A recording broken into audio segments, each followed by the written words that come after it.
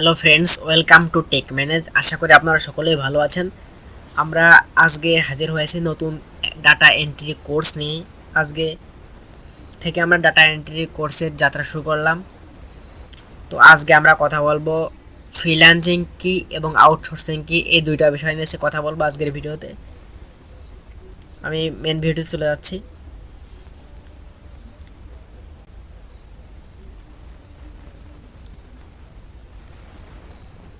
প্রথমেই আমরা ফ্রিল্যান্সিং বলতে বুঝি মুক্ত পেশা।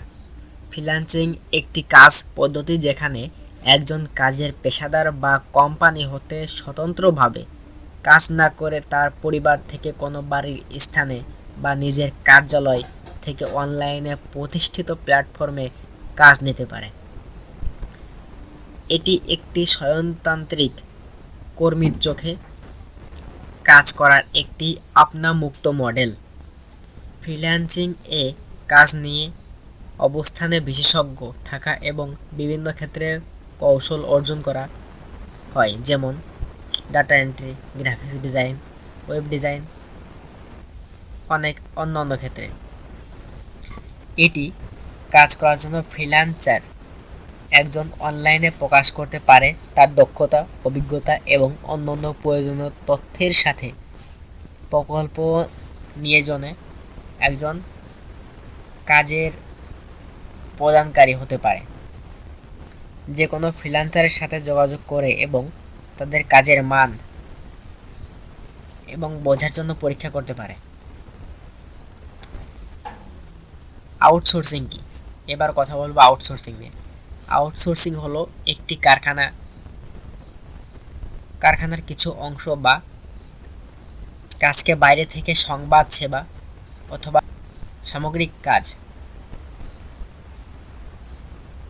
হিসাবে স্থায়ী বা অস্থায়ী ভিত্তি অন্য একটি কোম্পানি প্রেরণ করা। এটি একটি কোম্পানির নিজস্ব কর্মকর্তার বা শ্রমিক বা প্রশাসনিক বা তথ্য প্রযুক্তি কাজ নিয়োগ করতে সাহায্য করতে পারে। তাদের কাজে সম্পর্কগুলো অভিজ্ঞতা নেই বা যার তাদের কোনো কার্যকলাপে দ্রুত বাড়ি যাওয়ার প্রস্তুতি নেই। উদাহরণস্বরূপ আউটসোর্সিংয়ের ধারণা। Call centre. একটি সংস্থা যদি স্বতন্ত্রভাবে কল সেন্টার সাপোর্ট না করতে পারে, তবে তার কল সেন্টার অথবা কাস্টমার সাপোর্ট কাজগুলি বাড়ি বা বিদেশ থেকে আউটসোর্সিং কোম্পানিতে দেওয়া হতে পারে। Software development.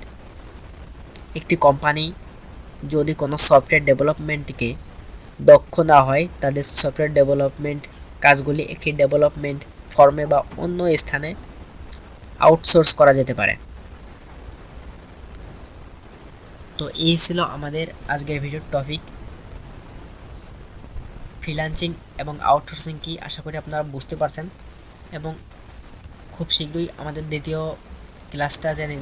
পার্টটা চলে আসছে। পরবর্তী ক্লাস দেখার আমন্ত্রণ রইল।